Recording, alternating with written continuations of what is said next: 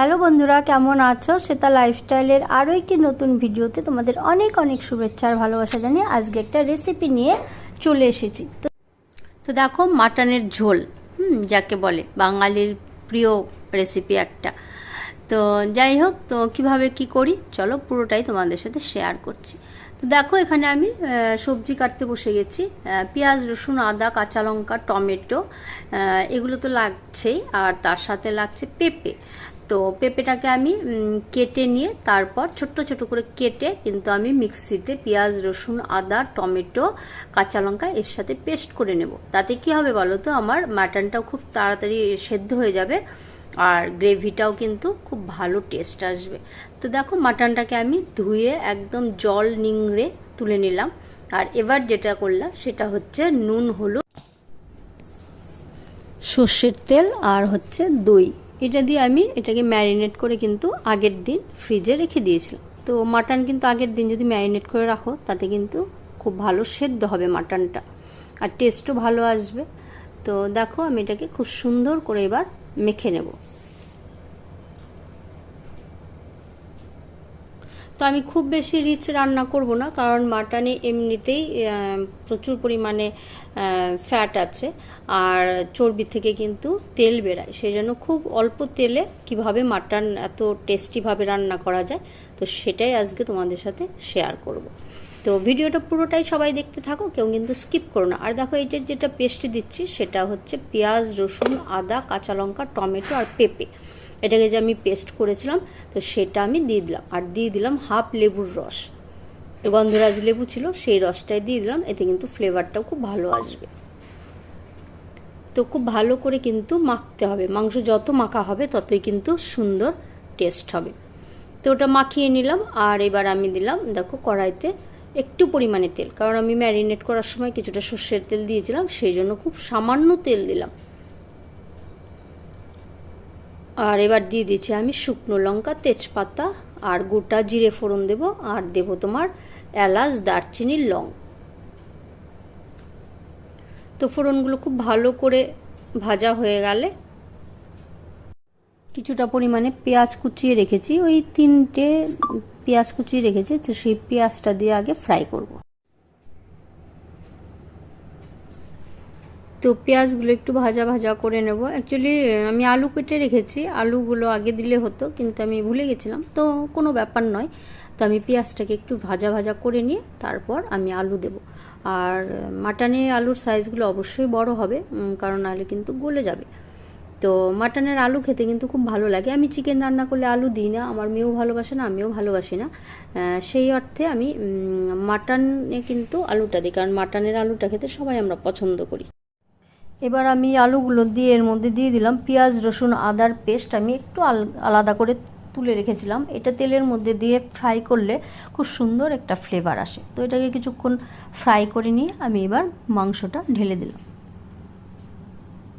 এখানে 1 KG mutton আছে, তো সেই পরিমাণে কিন্তু আমি পেঁয়াজ, রসুন, আদা ইউজ করেছি। খুব বেশি মশলা দিইনি, কারণ বেশি মশলা ইউজ করলে কিন্তু খুব বেশি রিচ হয়ে যায়। আর মাটন তো আমাদের এমনিতেই রিচ, সবসময় তো মাটন খাওয়া হয় না, মাটন খাওয়া খুব একটা শরীরের পক্ষে ভালো নয়। তো হঠাৎ 1-8 দিন তো হতেই পারে। তো খুব বেশি তেল মশলা ইউজ করলেই যে রান্না ভালো হবে তা নয়, অল্প তেল মশলা ইউজ করেও কিন্তু খুব ভালো করে যদি আমরা রান্নাটা করি মনোযোগ দিয়ে, তাহলে কিন্তু রান্নাটা ভালো হয়। তো এবার দিয়ে দিলাম আমি কাশ্মীরি লঙ্কার গুঁড়ো, এটাতে কিন্তু কালারটাও খুব ভালো আসবে। আর কাঁচা লঙ্কা আমি পেস্ট করে দিয়েছিলাম। তো যারা আমার চ্যানেলে নতুন ভিজিট করছেন তাদেরকে অনেক অনেক স্বাগত আমার চ্যানেলে, অনেক অনেক প্রাণ ভরা আমার ভালোবাসা। আর অবশ্যই আমার চ্যানেলটাকে সাবস্ক্রাইব করবেন আর বেল আইকনটাকে প্রেস করে রাখবেন। আপনাদের একটু ভালোবাসা, একটু সহযোগিতা পেলে আমি কিন্তু অনেকটা পথ এগোতে পারবো। তো এটাকে এখন খুব ভালো করে কষাতে হবে। আর আমি কিন্তু প্রেসার কুকারে মাংস দিই না, তো আমার এটা মনে হয় যে কড়াইতে রান্না করলে কিন্তু মাংসের টেস্টটা খুব ভালো আসে। তো গ্যাসটা কমিয়ে আমি এটাকে কষাতে থাকবো। আর কিছু সময়ের জন্য আমি ঢাকা দিয়েছিলাম, আর এবার ঢাকনাটা তুলে আরও একটু নাড়া দিতে হবে, কারণ নাহলে কিন্তু নিচে লেগে যাওয়ার চান্স থাকে। তো গ্যাস কমিয়ে এইভাবে কিন্তু মাটন রান্না করলে মাটনটা খুব ভালোভাবে সেদ্ধ হয়ে যায় আর খেতেও টেস্টি হয়।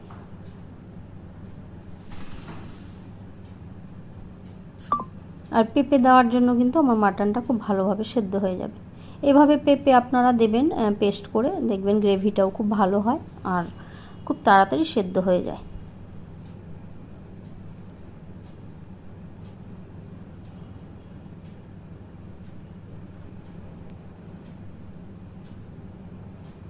তো এবার আরও কিছু সময়ের জন্য আমি এটাকে ঢাকা দিয়ে রাখবো।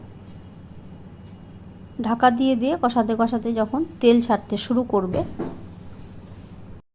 তো তখন আমি গরম জল দিয়ে দেব। আর আমি কিন্তু অফ ক্যামেরায় কিছুটা চিনি দিয়েছি স্বাদটাকে ব্যালেন্স করার জন্য, তো সেটা কিন্তু আপনাদের সাথে শেয়ার করা হয়নি, ভুলে গেছিলাম। তো ঢাকনা তুলে আমি এটাকে আবারও নেড়ে নেব। এটা কিন্তু ধীরে ধীরে কিন্তু কষানোটা খুব সুন্দর হচ্ছে। মাটন রান্না করতে একটু সময় লাগে সেদ্ধ হতে, একটু ধৈর্য ধরে করতে হবে কড়াইতে, তাহলে কিন্তু হয়ে যায়। আর যারা পুরনো বন্ধু, যারা আমাকে অনেক দিন থেকে সাপোর্ট করে আসছে, তাদের জন্য আমার প্রাণ ভরা অনেক অনেক ভালোবাসা। কারণ সবাই আমার ফ্যামিলি মেম্বার, সবার সহযোগিতায় আজ এই পর্যন্ত আসতে পেরেছি।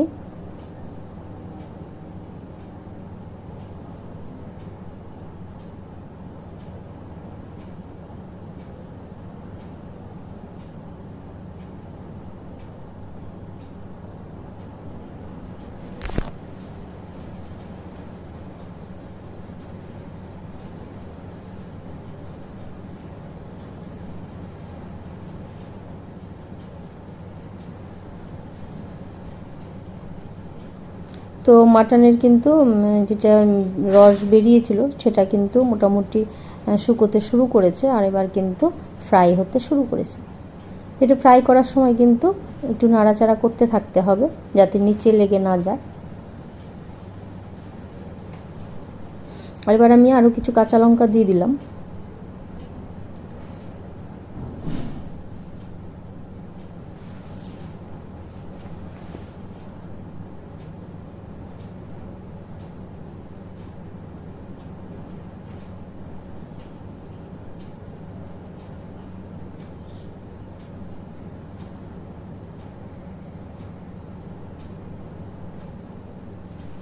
খুব সুন্দর একটা সেন্ট বেরিয়েছে, মাটনের যেটা সেন্ট আর কি। তো মাটন রান্না করলে বাড়ি দিয়ে যে একটা সেই মানে একটা গন্ধ ছড়ায়, সেই সুগন্ধটা বেরোচ্ছে।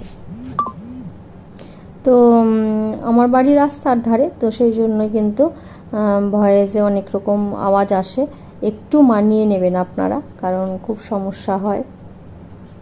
চেষ্টা করি যাতে কোনো নয়েজ না আসে, কিন্তু অনেক সময় চলে আসে।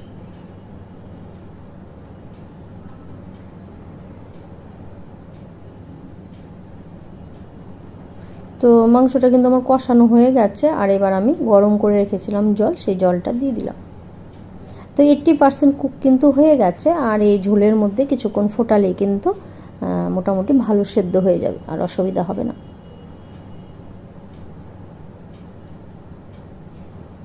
তো আলুগুলো খুব ভালো করে কিন্তু সেদ্ধ হয়ে গেছে। তো বেশ কিছুক্ষণ আমি মাংসটাকে রান্না করেছি, আর এটা কিন্তু মোটামুটি হয়ে এসছে, আর এবার কিন্তু নামানোর মতো সময়ও হয়ে গেছে।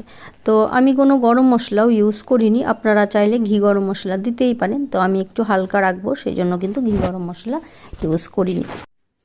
তো আমার এই হালকা করে মাটনের ঝোল কেমন লাগলো আপনাদের কমেন্ট করে কিন্তু জানাতে ভুলবেন না। আর আপনাদের কমেন্ট পেলে কিন্তু খুব ভালো লাগে, উৎসাহিত হই পরের ভিডিও বানানোর জন্য।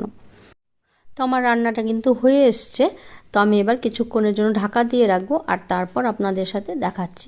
তো দেখুন কতটা সুন্দর কালার এসেছে।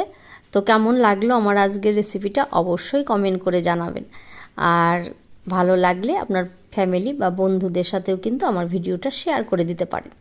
তো আজ এখানেই শেষ করছি। সবাই সুস্থ থাকবেন, ভালো থাকবেন। সবাইকে আমার অনেক অনেক প্রাণ ভরা ভালোবাসা।